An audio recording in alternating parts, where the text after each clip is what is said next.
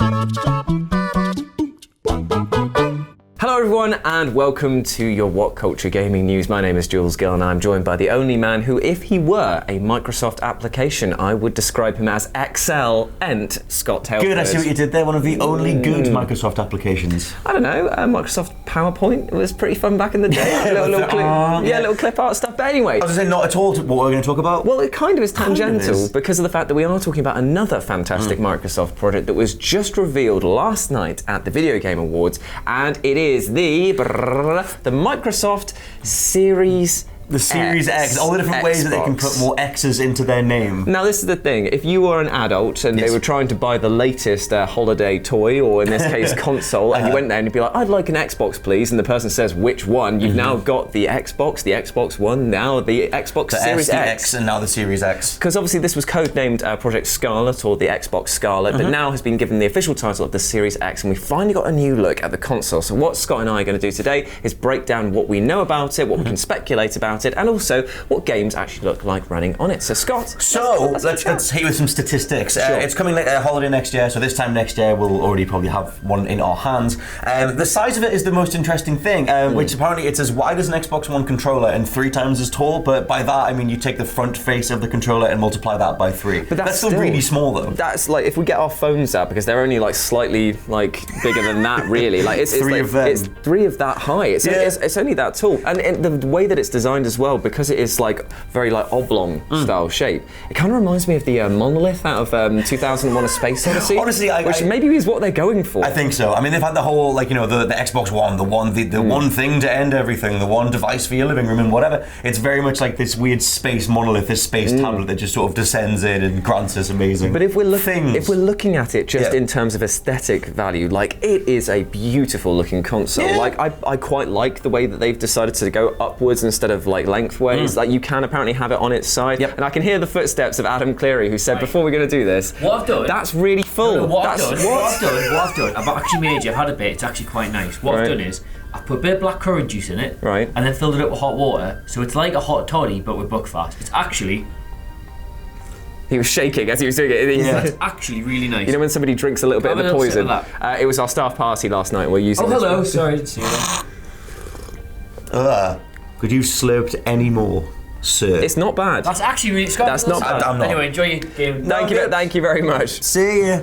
So yeah, the way that they've designed this, they have said that you can now have it horizontally as well, which is good because they were saying that it's an object that they want to have like next to your TV. They want it to be prominent, like in the eye line, but you can store it away underneath. Which lines up with all sorts of new products like the Amazon Siri type stuff. Yeah. The idea of having this sort of accompaniment to a living. Like you don't necessarily need something underneath your TV, especially when so many people have wall-mounted TVs or whatever now. Anyway. In fact, it reminds me a lot of the Mac. Remember when they came out with their dustbin style thing that they had for it? They've gone for like a shape that's very sort of prominent, but also is space saving as well, because you have to look at different markets. Like there's a lot of different like countries and stuff where space is an issue, and a lot of people will always use like Japan and China as a good example of this. It's why certain designs of products have to be space saving. So maybe this is a good way of them getting into that Japanese market. Maybe. I like the look of it. I think that it's like the thing that's on the very top seems to be the one and only cooling vent, which is something that obviously Microsoft had a ton of problems with the 360, the whole Red Ring of Death thing.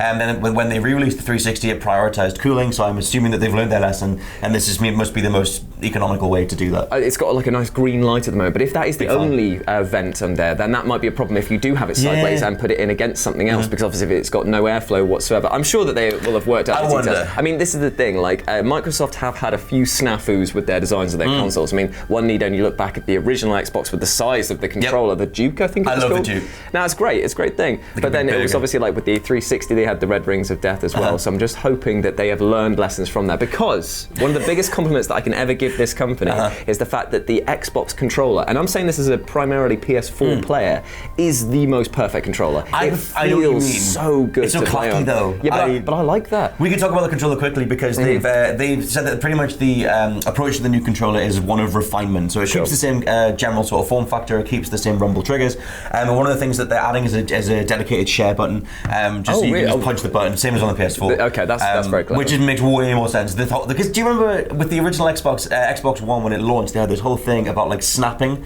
It was like you push the button to bring up the snap menu, and then you could try and share from there. But it was needlessly complex. Yeah, but it took you out of the moment to do it, whereas the PS4 one, it's just kind of like, oh, that's really cool, something's happened, press a button, oh, there it is, 15 minutes prior save. Yeah, the way that the Xbox One handles it to date, even on the X and everything, is that you push the home button, it brings up a menu, you then push another button to save a screenshot, and then it goes to another little sort of mini menu. It needed to always be one button. They always drop the ball on that, and it makes sense to do that.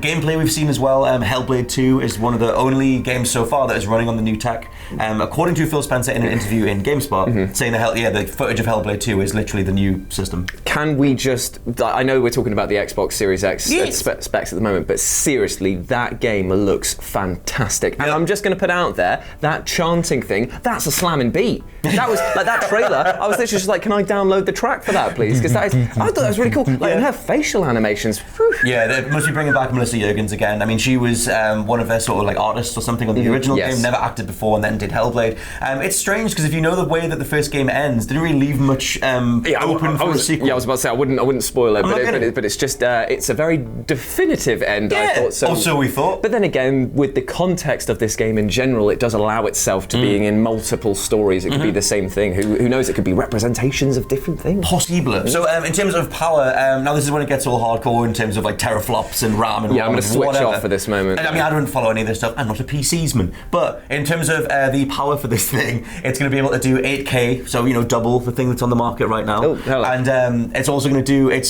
twice as powerful as the Xbox One X. That'll mean something to some people, and 8 times as powerful as the original Xbox One. So Phil Spencer said again to GameSpot that they wanted a dramatic shift up in power, which also puts it ahead of the PS5. The PS5's leaked specs are 9 teraflops. So whatever that means to anybody, it means that the new Xbox is more powerful. But the thing is that I know that there'll be the contingent of the PC crowd that will be looking at that and being like, well, it's 50 teraflops. We've got, but still for a console, like when you look at some of the stuff that even the Xbox One X was kicking out, like it still makes things look absolutely fantastic. So to see that there's going to be even more than this, like I honestly can't imagine. But then again, this is coming from a kid who couldn't imagine that graphics could get better than Final Fantasy VII. I know, that's the thing. It's like I do think that we're going to get into a generation of diminishing returns because I mean we'll do a whole separate video on the new PS5 stuff, but the PS5 game looks kind of meh as far as I'm looking at anyway.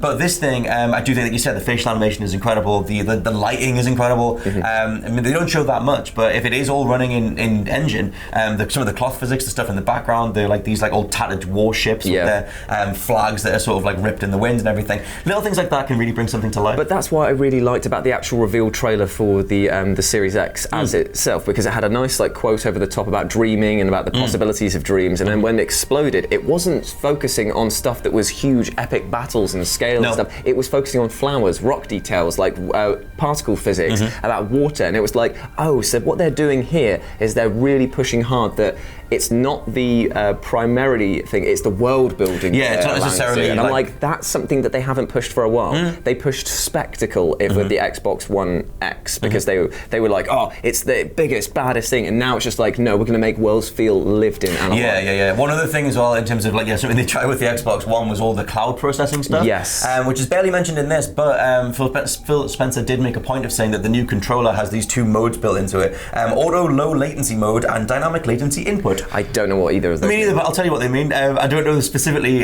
breaking it down more than the sort of byline that came alongside it, which is apparently quite similar to what Google Stadia tries to do as a way to get around cloud-based gaming in regards to tying the controller directly to the server. Right. Okay. So that when you're pushing buttons, it sends that signal rather than responding to what it's rendering on your screen. Okay. It's what Google Stadia tries to do to get around latency, and it doesn't work in Stadia's case. Okay, fair enough. But Spencer said that they're building this new Xbox. They still have the whole cloud stuff in the future. They're still building something that'll be cloud ready eventually. And apparently this sort of technology is what you need to make a responsive controller when you're playing something off the cloud. Personally, couldn't give a hoot about cloud-based gaming, but they're convinced that we will eventually. Well, I mean, do you want it eventually? I mean, I would like the option to have it, but I can't say that I'm going to personally use it. No, I doubt I will. Although if they tie it to Game Pass and they have everything, the whole Todd Howard just ruined this phrase, but if they get something that just works, it would be amazing, because Game Pass already has all the games on it. Yeah, that's true. And just stream them in. Like, there's a potential for all of this to come together.